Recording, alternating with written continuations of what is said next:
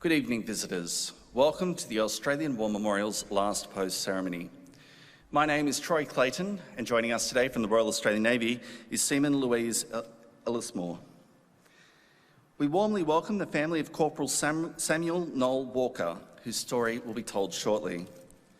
We are honoured to acknowledge Sir Stephen and Lady Patricia Brown and members of the Cook Society, Major General Rick Burr, Deputy Chief of Army, Australia, Lieutenant General Gary Cheek, Director of Army Staff, United States of America, and Mrs. Cheek, and the accompanying delegation who are joining us this evening.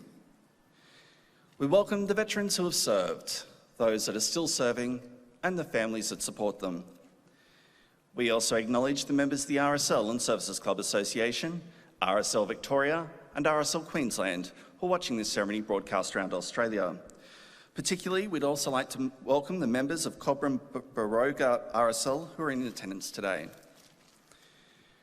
During this evening's ceremony, wreaths will be laid at the base of the Pool of Reflection by family, visitors and students on behalf of the following schools: St Brendan's Primary School from Lake Munmora, New South Wales, and Hurstville Adventist Primary School, also from New South Wales. Australia's Federation Guard is the tri-service ceremonial unit of the Australian Defence Force. They provide a ceremonial presence at civil and military events and during visits to Australia by foreign dignitaries. The Guard will now dismount the catapult party from the tomb of the unknown Australian soldier.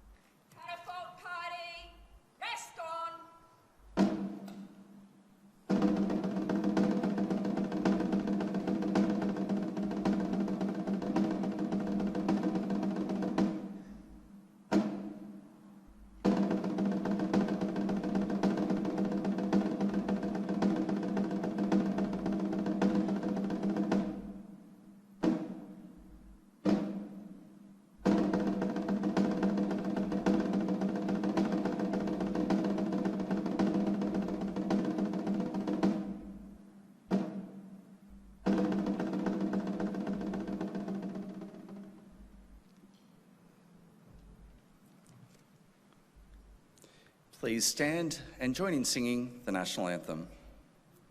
Catapult party, attention! Catapult party, present!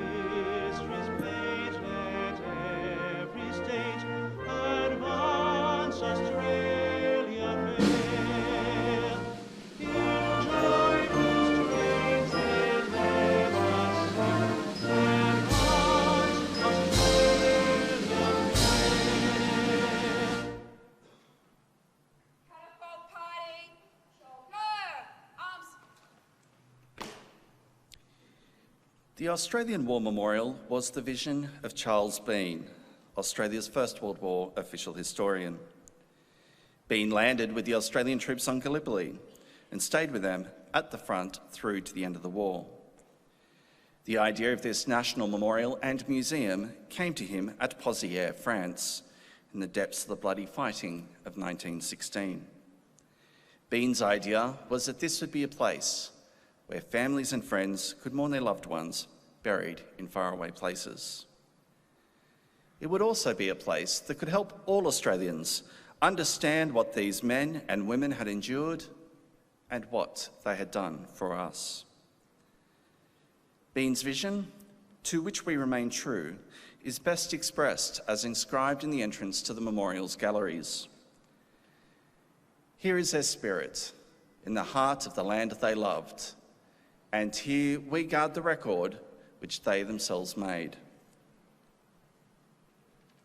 Tonight, we will read the story behind just one of those on the Roll of Honour, which lists the names of more than 102,000 men and women who have given their lives for us in war and operations for more than a century.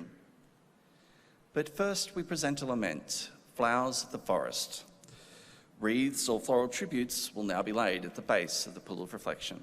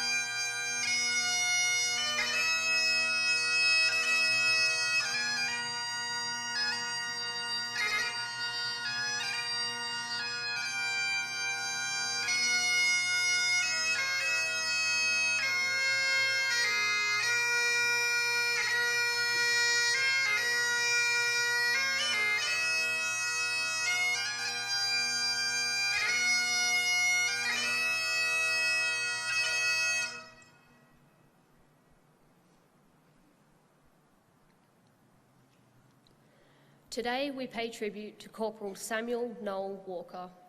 Born in Forbes, New South Wales on the 4th of April 1912, Samuel Noel Walker was the son of Henry and Agnes Walker. Shortly after the outbreak of the Second World War, Walker was working as a shop assistant in Forbes when the Australian government announced the raising of a second Australian Imperial Force, an all-volunteer force for overseas service. He was among one of the first waves of volunteers when enlistment stations opened, enlisting in Forbes on the 25th of October 1939. He came from a family with a strong history of military service, and his brother Dardanelles Walker also served in the 2nd AIF at Tobruk, and later in New Guinea and Borneo. Dardanelles survived the war. Following enlistment, Samuel Walker was marched into Ingleburn Camp, where he joined the 2nd 4th Battalion, part of the 19th Brigade of the 6th Australian Division. Originally, the battalion was part of the 16th Brigade, but was transferred to the 19th Brigade after a reorganisation. Walker was with the battalion when it embarked for overseas service, departing Sydney in January 1940. Arriving in the Middle East in February, the 2nd 4th trained in Palestine and Egypt in preparation for its first campaign against the Italians in eastern Libya. Walker served with the battalion when it first saw action at Bardia in early January 1941, and during the Battle of Tobruk later that month, they also fought at Wadi Derna at the end of January and were the first Australian unit to enter Benghazi on the 6th of February. In early April, the 6th Division, including Walker, deployed to Greece to resist the anticipated German invasion. It fought a fierce battle at Vevi in northern Greece in mid-April, and then withdrew from a series of rearguard positions until evacuated by sea from Megara later in the month. Walker's battalion landed on Crete the next day and joined the force defending Heraklion airfield. When German paratroopers landed on the 20th of May, it was rapidly overcome, and Walker was killed in action during the fierce fighting. He was 29 years old. Samuel Walker is commemorated upon the Athens Memorial in the British and Commonwealth War Cemetery at Phaleron, Greece. The Athens Memorial lists the British and Commonwealth soldiers killed during the Greece and Crete campaigns who have no known grave. His name is listed on the Roll of Honour to my left, among some 40,000 Australians who died while serving in the Second World War. His photograph is displayed today beside the pool of reflection. This is but one of the many stories of service and sacrifice told here at the Australian War Memorial. We now remember Corporal Samuel Noel Walker, who gave his life for us, for our freedoms, and in the hope of a better world.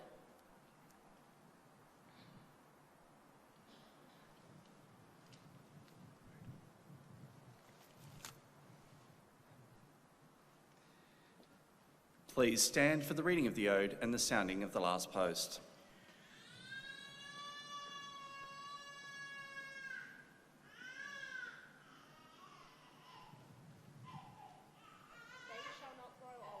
As we that are left grow old.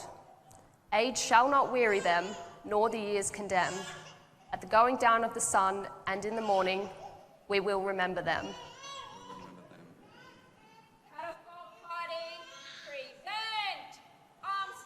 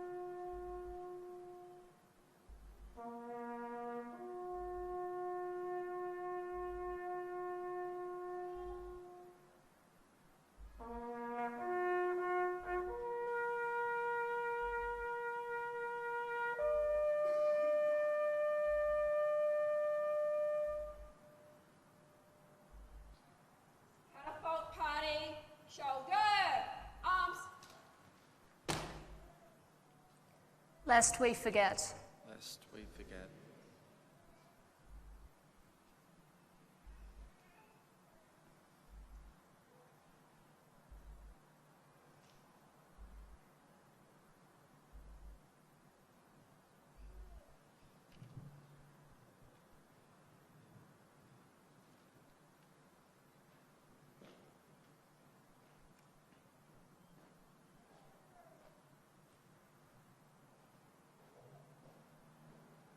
Catapult party, outwards, turn. Catapult party, quick, march.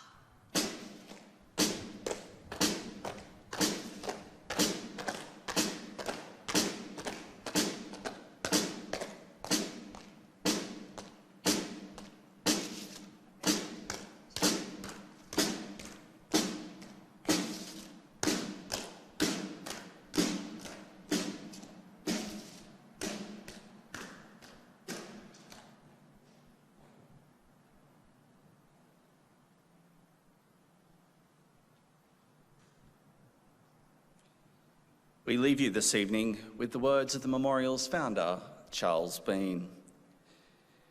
Many a man lying out there at Pozières or in the low scrub at Gallipoli, with his poor, tired senses barely working through the fever of his brain, has thought in his last moments, well, it's over. But in Australia, they will be proud of this. Ladies and gentlemen, girls and boys, that concludes the last post ceremony. We'd like to thank you for visiting the Australian War Memorial. Wish you all a very good evening. Thank you.